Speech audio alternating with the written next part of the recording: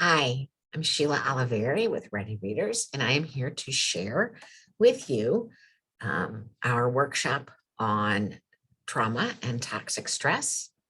And without further ado, let's get going. So the workshop is titled Helping Children Learn, because isn't that what we're in the business of doing here at Ready Readers?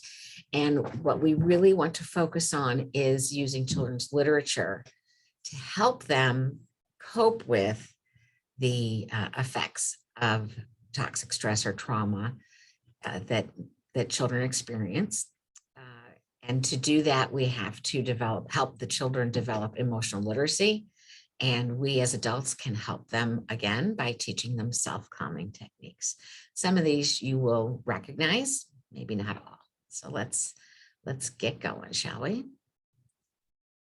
So it's a good idea to start out just thinking about what is stress. We all know that we deal with it every day, but have we really stopped to think about what it is? And there are actually, you may be surprised to learn, 3 different ways of looking at stress or categorizing stress. To me, all stress is bad, but actually, by definition, that's not true. Let's look. So the 3 different types of stress are positive, tolerable, and toxic. With positive stress, you get some kind of payoff at the end, basically. So say you're pregnant and that's tough on your body. You have the fear of the unknown, the stressors of every day, making sure you're eating correctly and things like that. But in the end, the big payoff is you get the baby, right? So that's a positive type of stress. If you're an athlete and you're training for a race or an event, or if you are a student and you're studying, trying to get a degree, those are both other types of positive stress. Tolerable stress is serious and temporary, but we are able to deal with it and come out the other side unscathed because we have people supporting us and we have relationships with people on whom we can rely to kind of help get us through. You know, that's the kind of stress that we all deal with every day. And hopefully it doesn't get worse than that. Tolerable stress becomes toxic when you do not have that support system that keeps stress being tolerable. So it's a prolonged period of stress, and it comes without any kind of supports. So that's the kind of stress that we're going to focus on today, because we need to be those relationships and supports for kids and teachers that we work with. So we've talked a little bit about stress. So what's trauma? A lot of people talk about stress and trauma as though the terms are interchangeable, but they really aren't. So trauma is actually the emotional, psychological, and physiological residue left with us from heightened levels of toxic stress. Just here are some brief general causes of trauma. Many of these, as human beings, we come into contact with, hopefully, but again, hopefully we have somebody that is on our team that can support us and get us through it. Grief and loss, accidents and natural disasters, medical needs. The next several of types that are listed here have a blue asterisk on the at the end, and I want you to pay specific attention to those because there's a common thread that we Ready Readers deal with, and that is poverty. So people who live in poverty have a higher than average occurrence with child abuse or neglect, physical, emotional, or sexual abuse. They witness acts of violence more, and they can also be the victims of cultural, intergenerational, and historical trauma. Think racism, think poverty, things like that. So while every child that we come into contact with through Ready Readers may not be suffering from trauma, there is a higher chance that they will, strictly because that's one of our tenets at Ready Readers, is that at least 70% of the kids at any school have to fall into that poverty care category in order for us to serve them. So just to be aware that some certain types of trauma affect people struggling in poverty more than others. Now, to look at trauma, we're going to look at two different types of trauma. There's acute trauma, which is a single exposure. The pictures here show a small tear in a fabric, and someone is whip stitching that closed. So acute trauma is one-time thing, and hopefully you'll be able to get it together and still be able to function after it's over, again, assuming that you have had supports to enable you to recover. Chronic trauma, however, is a very prolonged event. It could last years, it could last generations. And chronic trauma is as though you were shredding a piece of fabric. It's not a one-time thing. You can't just whip stitch it closed and go on your merry way. It is debilitating, and it can really, really be difficult to recover from. There are different types of toxic stressors that can result in trauma.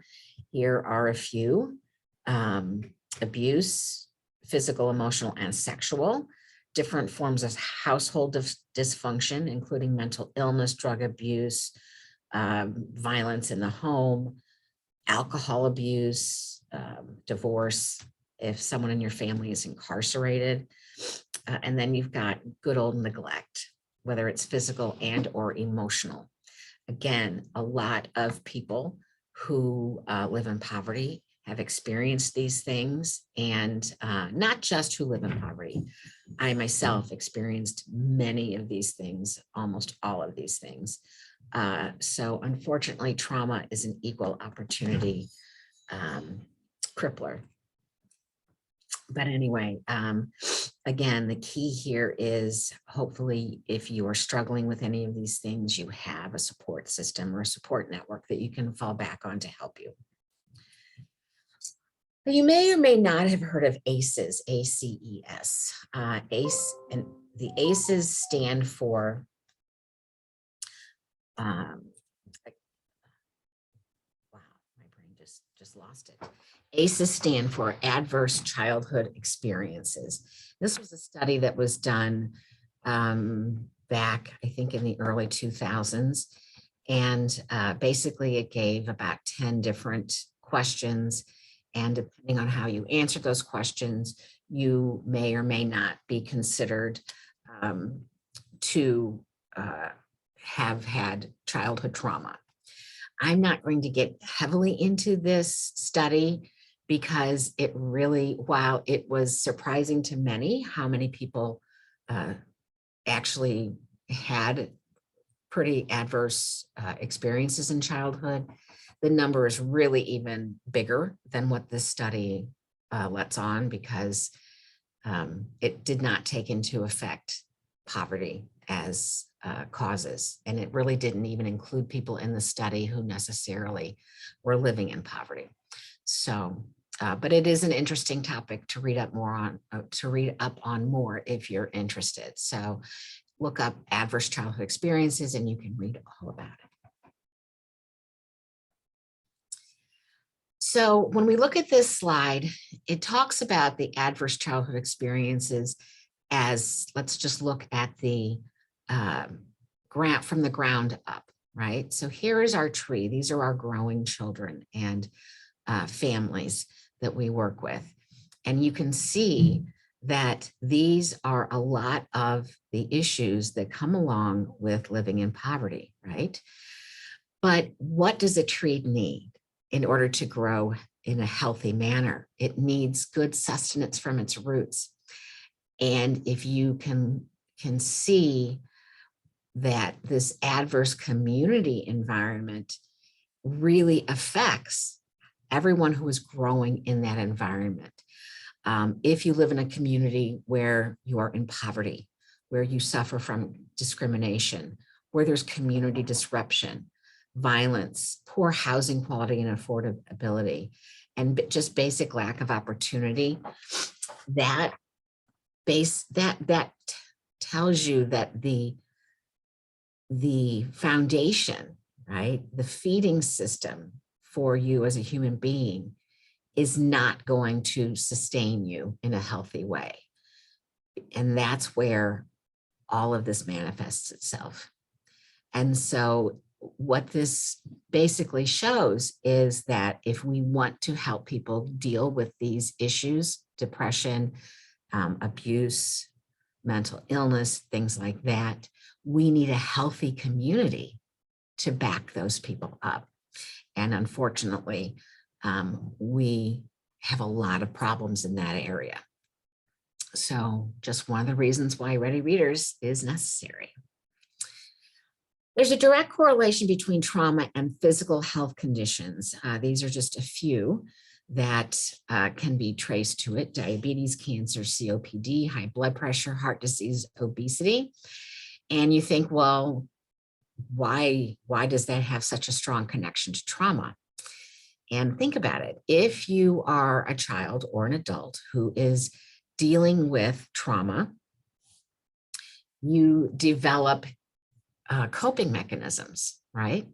So you would have behavioral changes due to the trauma. So you might turn to food as solace. You might turn to harmful or risk-taking behaviors. And those things can lead to health issues. You might take up drinking. Oh, I'll solve my problems by drinking. Guess what? Just going to have another problem on there.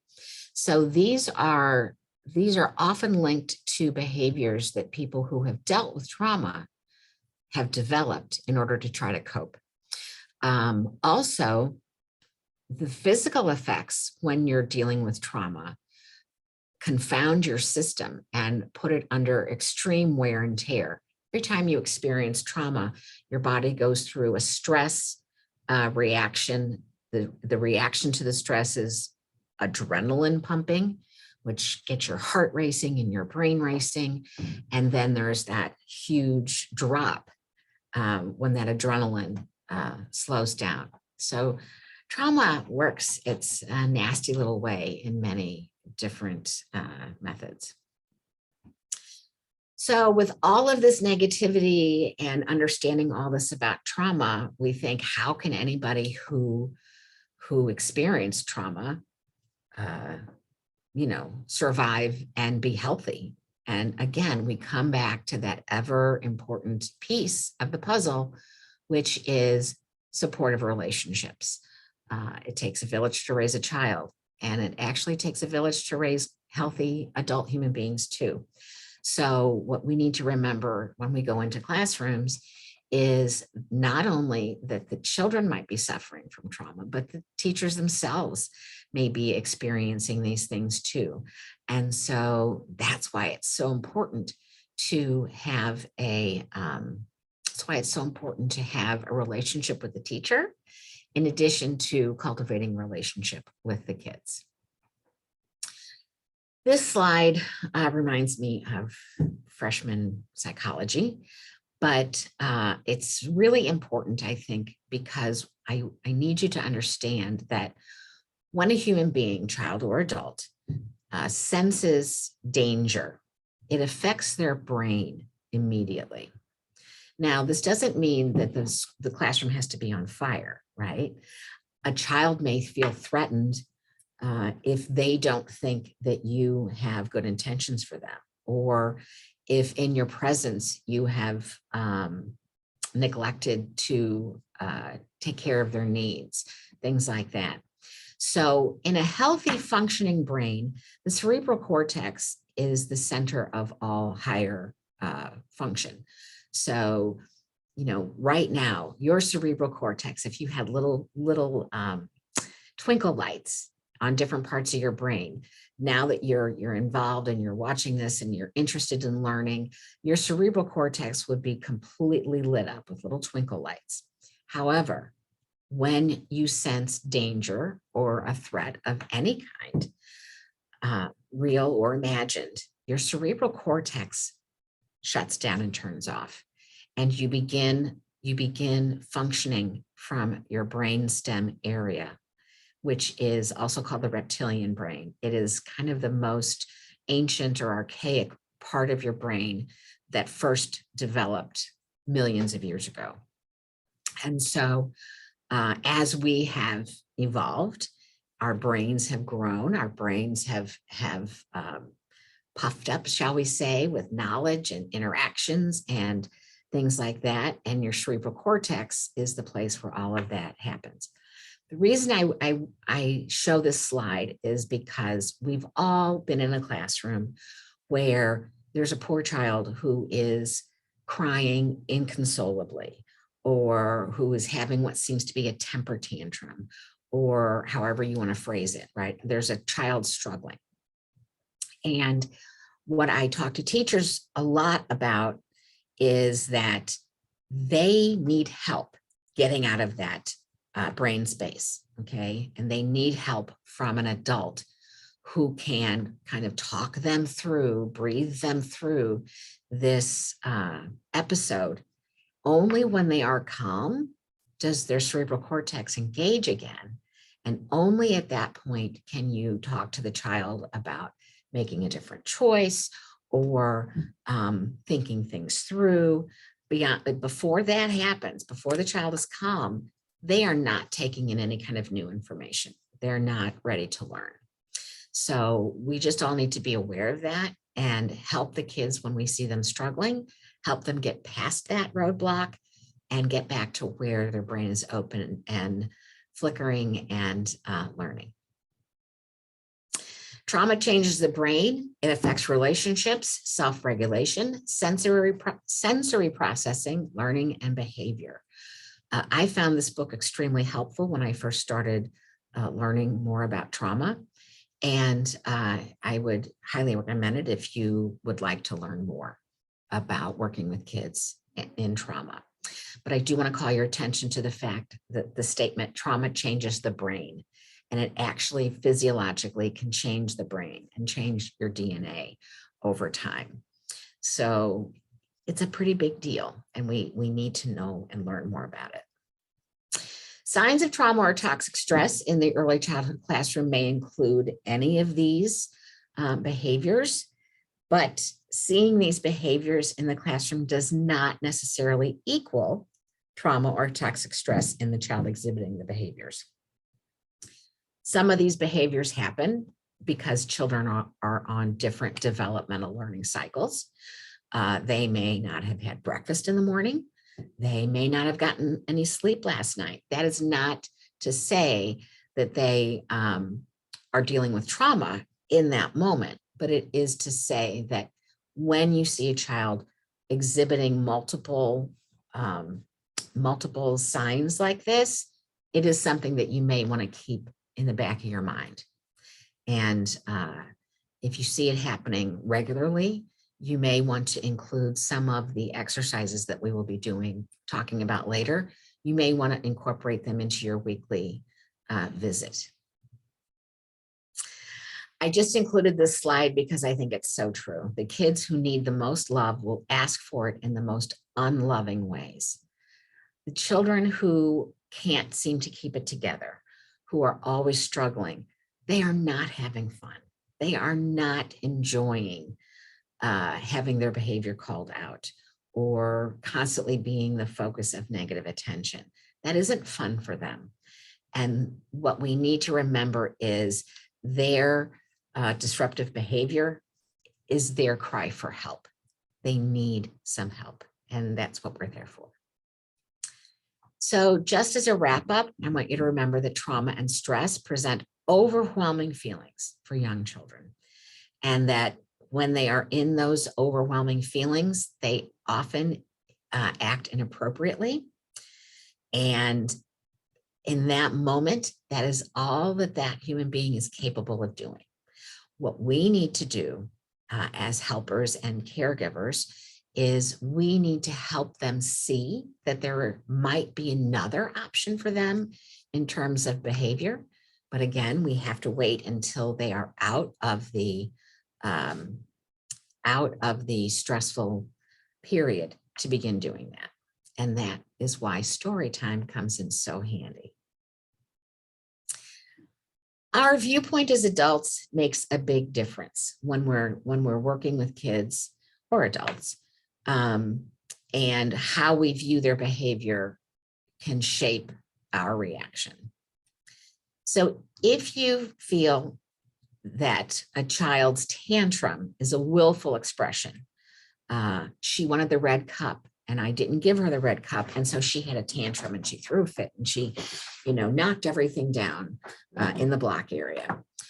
Or even if you view that same behavior as a meltdown, the child wanted something and didn't get it, and then, she just had this meltdown. Some people seem to think that a tantrum is a willful expression from a child, and a meltdown is something that happens to them. But it really doesn't matter, because both children, while they are in that period of stress and anxiety, both of them require adult assistance in order to be able to get back to normal.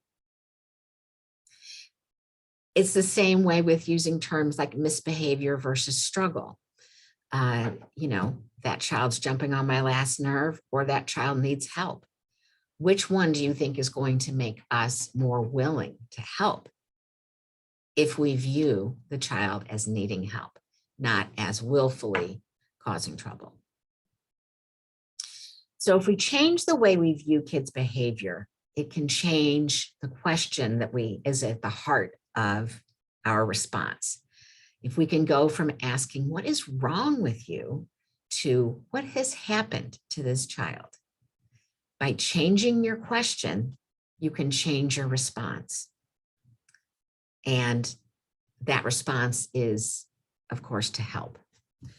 I'm including this slide. Again, it's kind of another hearkening back to Psychology 101, Maslow's Hierarchy of Needs. And I put this in here to remind people that in order for kids to be in the right frame of mind to learn, which would be considered up here in success and mastery, fulfillment, things like that, all of these other needs of theirs have to be taken care of first.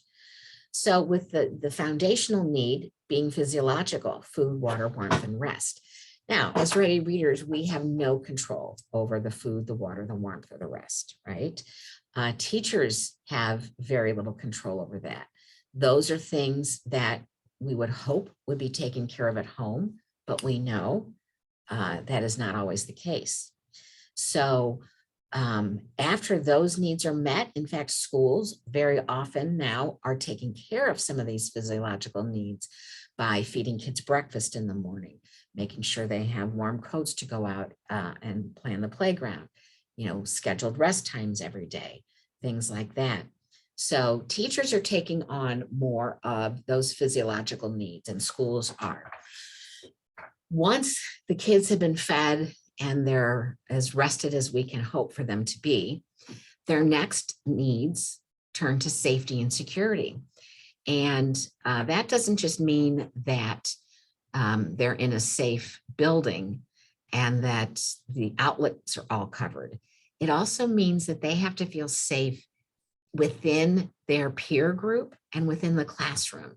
That means that they have to be able to trust that their teacher wants the best for them and will take care of them. And as an adult coming into the classroom, they need to know that about you too, that they are safe and secure with you, that they can take chances in answering questions and maybe not having the right answer, but that you are still going to love them and care about them, even if that happens. After that, and only after that, can they begin to look at each other and search for friendship with their peers. And again, only after they feel comfortable in that way can they go on to real learning. So this is just a reminder that children are incredibly intricately, connected with their feelings. and with their physiological needs. And we need to be aware of that and know that that is at the basis of all of their security and safety issues. Only when children feel safe and secure can they process their reactions to stress. They can understand their feelings and emotions. Only then can they consider other behavioral possibilities or consider others' feelings. Teaching empathy is a big thing, but if you do not feel confident in your own stability, you can't be expected to care about somebody else's. Those physiological needs have to be met first. Volunteers often say to me, oh my gosh, now you want me to be a therapist. First, you wanted me to be a teacher. Now you want me to be a therapist. I don't want you to be a teacher or a therapist, but you can be therapeutic during your time with the kids in the classroom. And that's our goal, is to equip those we serve, teachers and students, with the tools and strategies they need to cope and function during stress. And you can be therapeutic. Again, I include this only because I want to drive home the fact that you may think I'm one person, I'm in a classroom for 30 minutes once a week. How can I be expected to make any meaningful change? If you think you're too small to make a difference, you've never spent a night with a mosquito. We can and we do make a difference. And showing up every week with your smile and your books and your songs and your finger plays shows kids that you care, that you come back, that you are a stable presence, and they will understand that and they will internalize that, and that will help them. So this next section of the workshop is focused on developing emotional literacy. And this is something that, while maybe the term emotional literacy isn't familiar to you, the ways that we enact this should be very familiar to you. In order for kids to be able to communicate their feelings, they need help naming, understanding, and processing their emotions. And those are all three very important pieces of the same pie. So how can we as Ready Readers help? Well, we can focus on helping kids develop emotional literacy, which we define as the ability to identify, understand, and respond to emotions, both yours and others, in a healthy manner. So what do we do to help them develop emotional literacy? We read books that include emotions. We call their attention to the illustrations, and we ask, how do you think that makes this person feel or this character feel? That's why we always talk about the importance of calling out facial expressions and playing games with kids to let them make faces and let the other kids guess how they're feeling. This is all so that children can attach a word to a feeling. And that's emotion-specific vocabulary needs to start with the word calm. When you think about it, a lot of times the only way people, small children, have ever heard the word calm is when it's screamed at them, calm down. Well, that doesn't sound like fun. I don't want to have anything to do with that. But we need to help children understand that calm is a beautiful thing. And we also need to show them how they can achieve it. Children's literature helps build emotional literacy by introducing new words that describe feelings.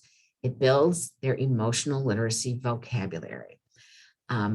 We are big sticklers at Ready Readers about the importance of vocabulary, because we know that the size of a child's vocabulary when they enter kindergarten is a great predictor as to how well they will do by the end of third grade, when their literacy assessments are deemed the most important. We know that the larger the vocabulary a child enjoys, the better they will do in school later.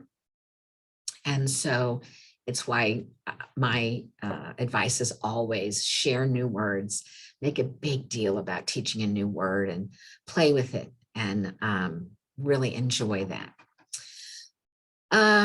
Children's literature also helps build emotional literacy because we can use books to open discussions within the story as we're reading.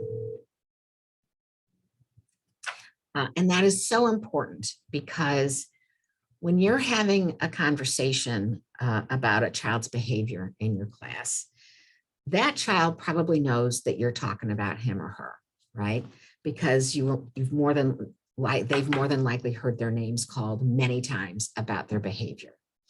And so what we want to do is talk to all the children in a time when no one feels like they are being put on the spot, when they don't feel as though they are,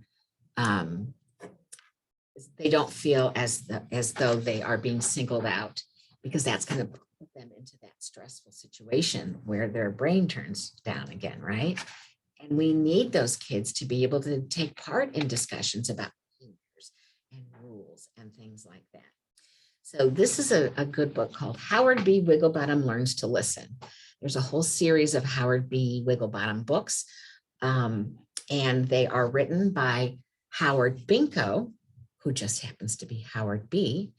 And Howard Binko talks about how when he was in school, he was always in trouble. He was always getting his name called for negative reasons because he couldn't sit still and he talked too much and blah, blah, blah, because he was a kid, basically, right? But if you read a book like this, then even Howard Binko in the classroom can have a discussion about making better behavioral choices. I'm going to read a few pages to you and share this with you. Howard B. Wigglebottom Learns to Listen by Howard Binko. Meet Howard B. Wigglebottom. Howard is always in trouble at school because, well, Howard just doesn't listen. During story time, instead of quietly listening, Howard bounces around the room. Howard B. Wigglebottom, please sit down, be quiet, and listen. But Howard doesn't listen. Howard B. Wigglebottom, you are bouncing too close to the fan. Uh-oh, Howard didn't listen. So it goes on and takes you through a typical day with Howard. And as happens very often, after kids have messed up enough times during the day, what happens to them? They get put in timeout. I'm not a fan of timeout, just in case. I'm a fan of a calming corner where kids can choose to go. So Howard's story continues. He feels sad. Howard does not like being alone and in trouble. He thinks and thinks about his day, all the things that happened because he wasn't listening. Howard makes up his mind from that moment on, he will try very hard to be the best listener he can be. The story goes on and he is successful, but I want to remind you of that phrase. He will try very hard to be the best listener he can be, because that's all we can ask of kids, right? We can't ask them to be perfect, but we can ask them to try their best. And by reading a story like Howard B. Wigglebottom Learns to Listen, you can read the story, have a discussion with the entire class about what do you think would have been better for Howard to do? What are some different choices he could have made that would have made his day better? In that way, even the problem children in the class get to take part in the conversation, get to have ideas, and get to receive attention for good reasons. So that's a big way that we can help, right? Kids grow. During read aloud sessions, we want to discuss different emotions and how they might make you feel, not just by using the emotion word like frustrated, but by saying, sometimes when I get frustrated, I realize that my eyebrows are all scrunched up and my forehead is all wrinkled, and sometimes my teeth are gritted, and then sometimes my jaw hurts, or I get butterflies in my tummy and it doesn't feel good. There are physiological sensations that you feel when you're going through negative experiences. And so it helps kids sometimes to be able to hear you talk about how you feel that way. because it helps them realize that they can talk to an adult about those needs that they might have. During read aloud sessions, you might want to discuss appropriate and inappropriate responses and behaviors, and also let kids express their feelings while you offer appropriate behavior alternatives, and let them offer appropriate behavior alternatives. Children who have a strong foundation in emotional literacy get along better, okay? Because they're able to communicate and advocate for themselves. So children are so frustrated so often because they don't have the words they need to communicate their needs to the grown-ups who are supposed to be helping them. And when they get these communication skills, a lot of those negative behaviors reduce and may disappear. Kids tolerate frustration better, so they don't lash out. They get into fewer fights because they are not as frustrated and angry. Kids with a strong foundation in emotional literacy engage in self-destructive behavior less often because they carry around a better self-concept. They're healthier, less lonely, less impulsive, and they're able to be more focused, which in a school setting is incredibly important. Therefore, they can achieve better in school. If we can help children learn how to label their emotions, we are sending them on their way towards emotional competency. Now, when you look at books about emotions, there are the obvious books like I Like Myself, or How Do You Feel? The Way I Feel, things like that, right? Here's another. You can start these kinds of discussions even with babies. You don't have to wait until the child is 3 or 4 or 5 years old. There are great books out there that can help even small children notice facial expressions and then give words to describe that. And again, the more often they hear those words, the better able they are going to be to use them when the time comes.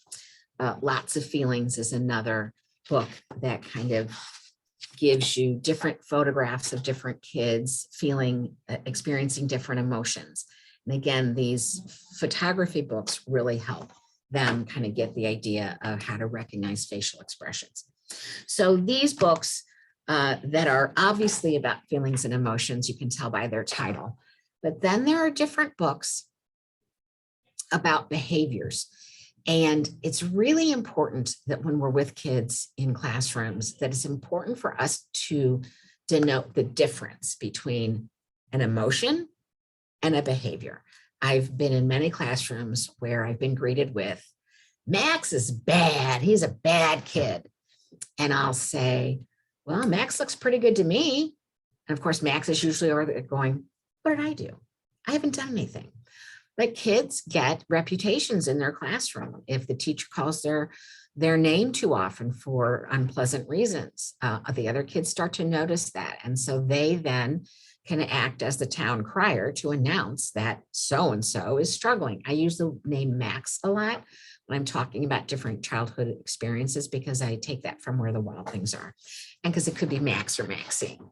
So we want to make sure that we help kids understand that everybody has hard feelings. Okay, you can be mad, you can be angry, you can be frustrated, all of those different things. But it's not, and that's okay, because as humans, we feel all those feelings, we experience all of those. But it is not okay to hit people when you're angry. It's not okay to knock somebody's block tower down because you're sad that yours fell down. So that's when we really need to have conversations about, this is how I'm feeling, but this is how I'm acting. And if I'm not acting in a good way, then I need to make better choices. So one great way, and when you're talking to kids about emotions, don't just use negative, don't just find stories that point out negative things, okay? Howard B. Wigglebottom was all about how Howard wasn't doing things right. You also want to use books that talk about kids doing good things. Jabari Jumps is another great book that we've given away as a gift book. And it's all about being fearful and afraid.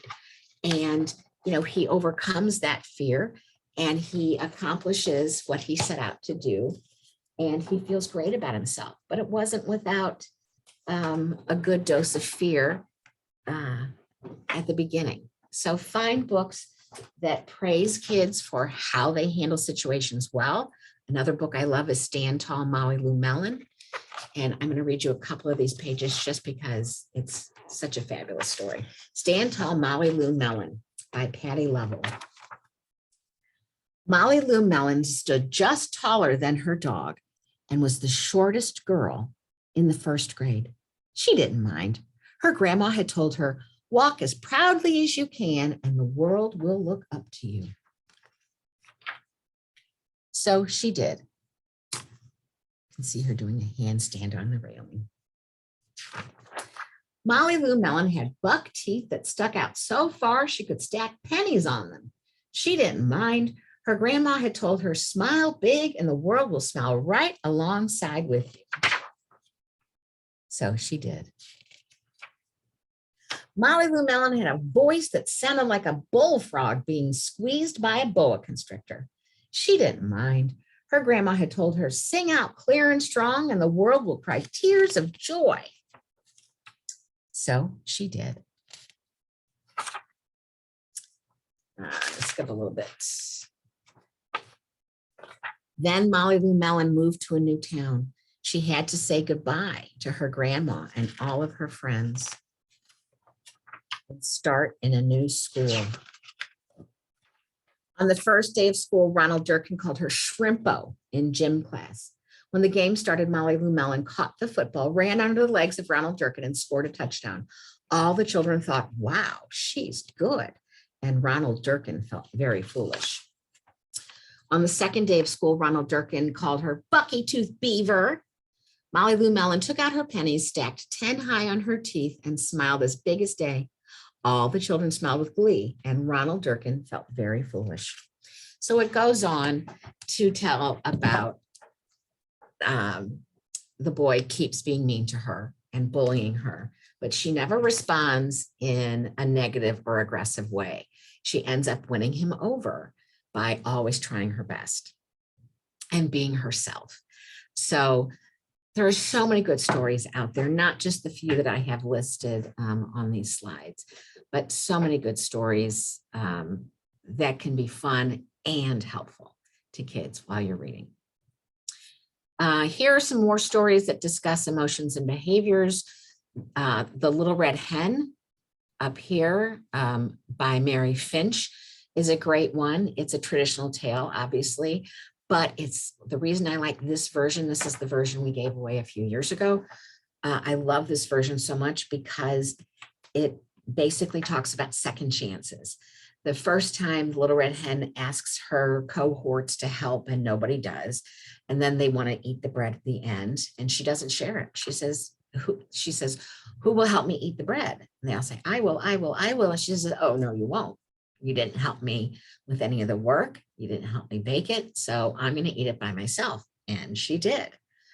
But then the next time she found a seed, everybody pitched in and helped plant it and water it and cultivate it and grind it and make the bread. And then everybody got to enjoy the finished product. So it's important for us to remind kids that they can have a second chance. They don't have to be perfect every time. They don't have to make the right choice every single time. And it's still okay. You can get a do-over and change your behaviors. So here we are with our Finding Calm segment. As I said earlier, calm is not a word necessarily that kids are familiar with already. And so we need to not just give them the gift of the word calm, but explain what it means. And I have a couple of books that we use a lot that I love. If I had unlimited money, every baby that was born in a hospital or wherever would go home with this book because it would help their parents immeasurably, I think. Calm Down Time by Elizabeth Burdick. Sometimes I'm sad. Sometimes I'm mad. I always tell kids, look at the eyebrows. The eyebrows tell the story. Eyebrows are important. Sometimes I'm sad. Sometimes I'm mad. Sometimes I start to scream and shout. I want to get my feelings out. It's calm down time. I see you're upset. I'm here to help. So take a deep breath.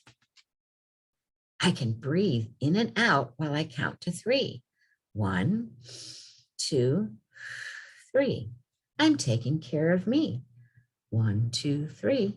I'm taking care of me. My calm down place is a quiet space for me to take a break. I can cry to feel better. I might say, hug me, please, or hold me, please.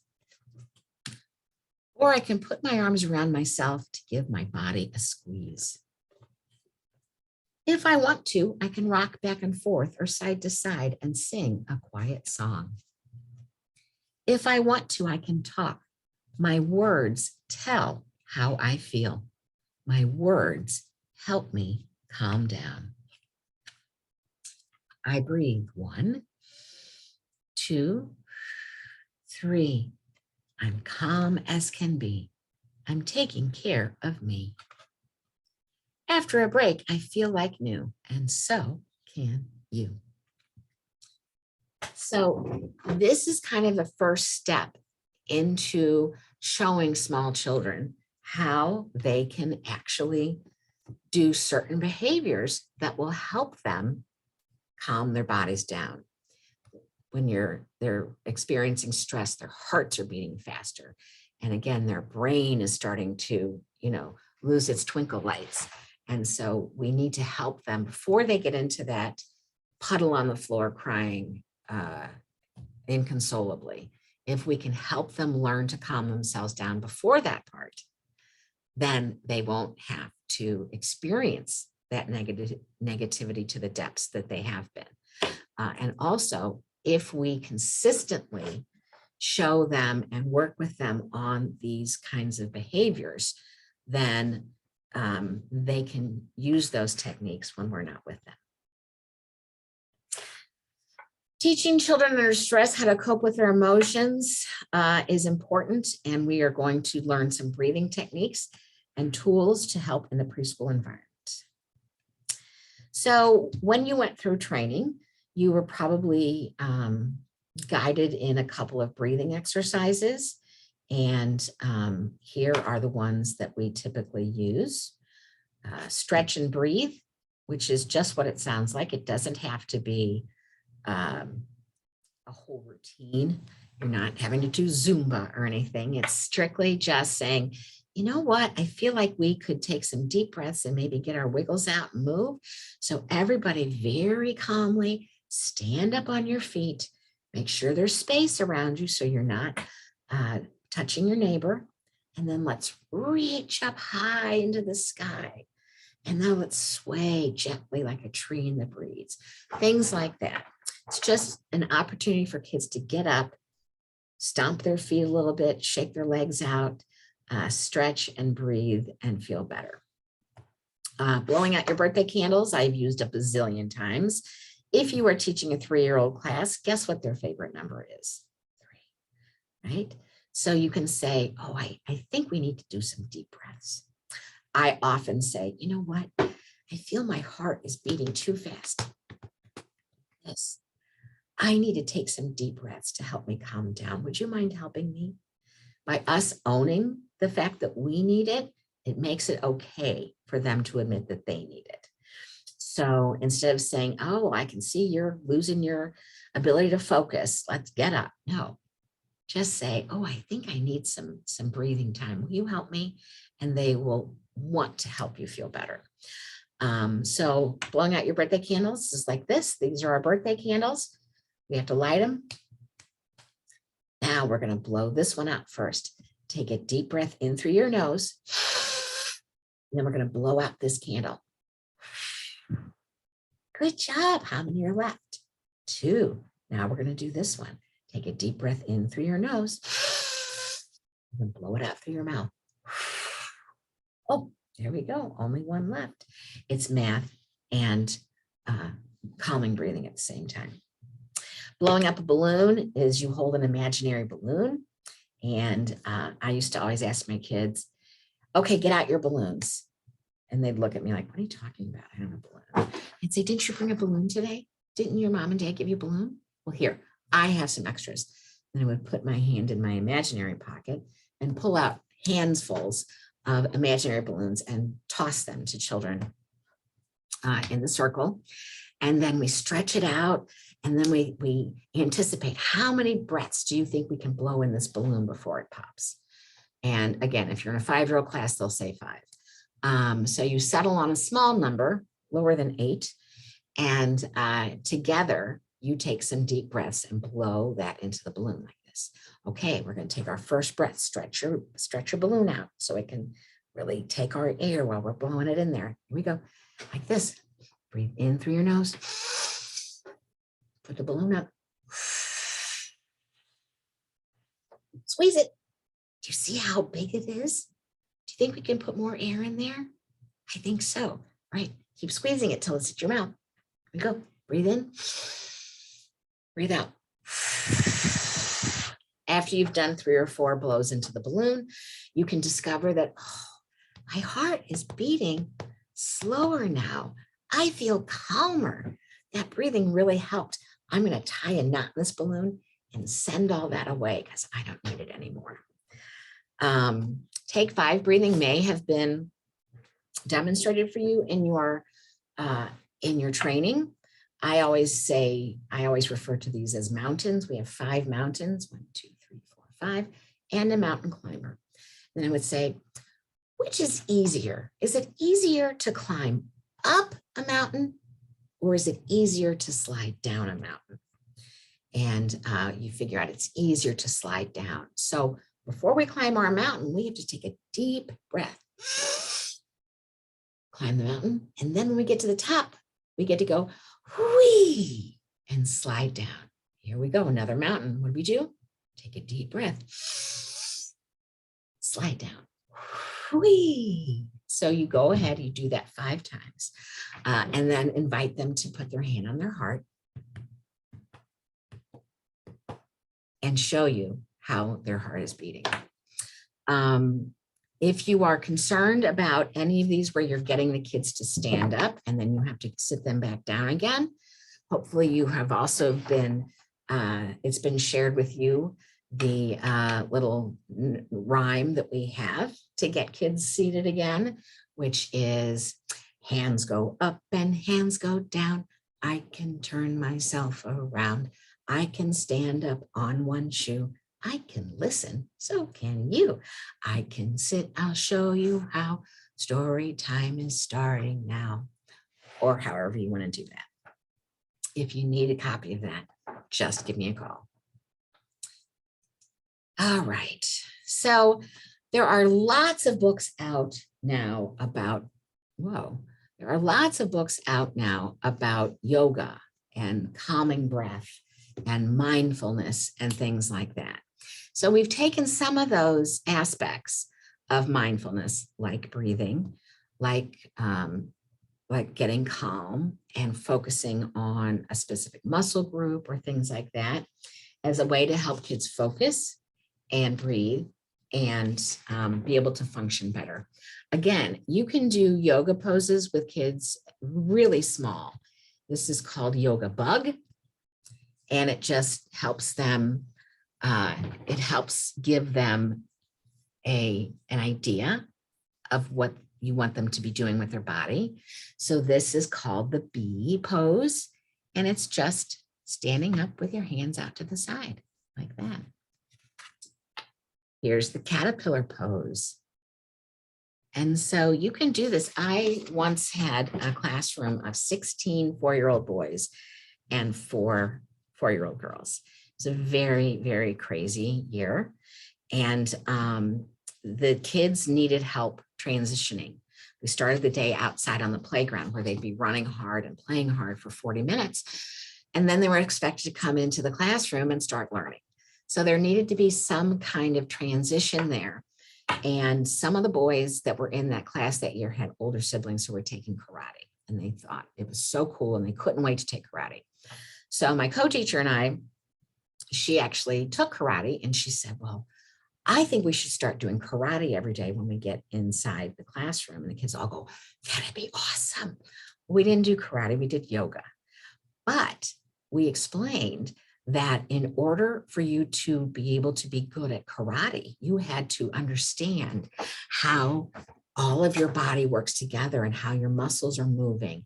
And so we would do about 6 or 7 minutes of yoga posing and deep breathing after they came inside, and they were able to function so well all afternoon. So it's not that kids can't learn new techniques to help them calm down. They absolutely can, but you have to explore those options in a fun, relaxed, non-threatening way. I already read to you Calm Down Time, but I have to read this one because it's just so flippin' cute. Little Monkey Calms Down. This is by Michael Dahl, D-A-H-L. Poor little monkey. I love these illustrations. He is having a tough time. Little monkey feels sad and mad and angry at the same time. Calm down, little monkey. It's okay to cry. See his poor little tears. Calm down, little monkey. Cuddle with your blankie. Calm down, little monkey. Take a deep breath. I love how they show him taking a breath in through his nose. Calm down, little monkey. Sing a quiet song. Calm down, little monkey. Be still and relax. See, he has a pinwheel. Feeling better, little monkey? Now let's have a fun day. The end.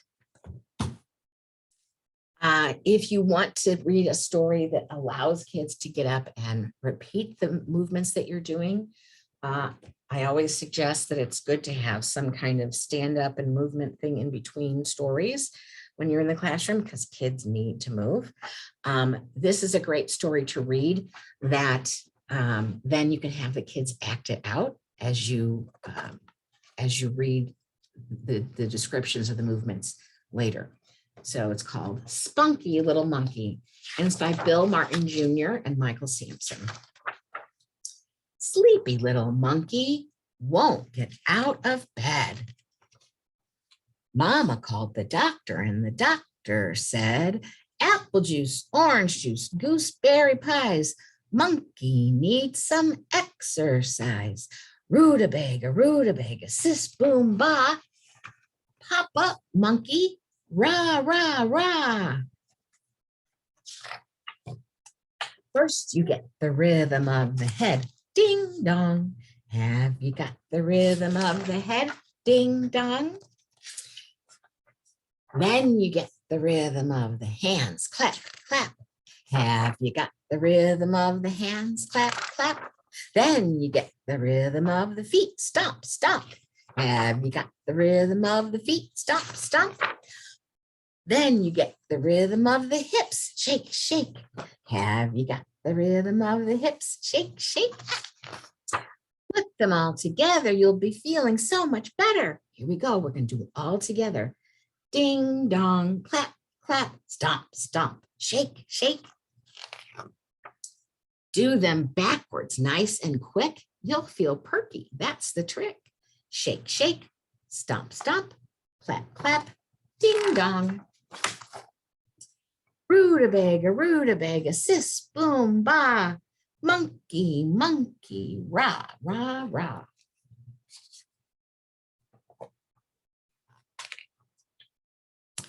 Spunky little monkey, ready for the day. Come on, monkey, let's go play.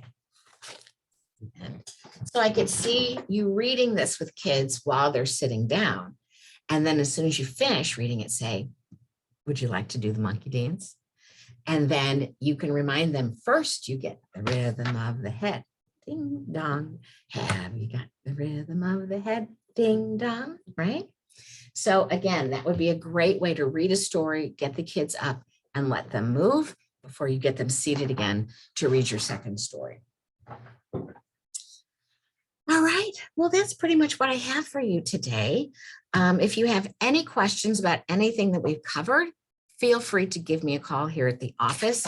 My number here is 314-564-8070. I'm extension 3, Sheila Oliveri. And if you want to shoot me an email, it's Sheila, SHEILA,